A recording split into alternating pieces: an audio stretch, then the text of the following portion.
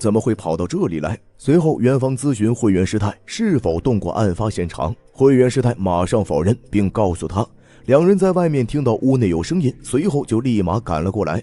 元芳听后觉得凶手还在感业寺，便向众人询问各自的行程。一番询问下来，发现只有张鹏支支吾吾的，他称自己刚刚在后花园散心。元芳觉得可疑，便问他身边是否有人作证，得知就只有他一人时，觉得他的嫌疑最大。皇上便下令将他捉拿。在众人以为案件已破的时候，旁边的狄仁杰却还在紧皱眉头思索着。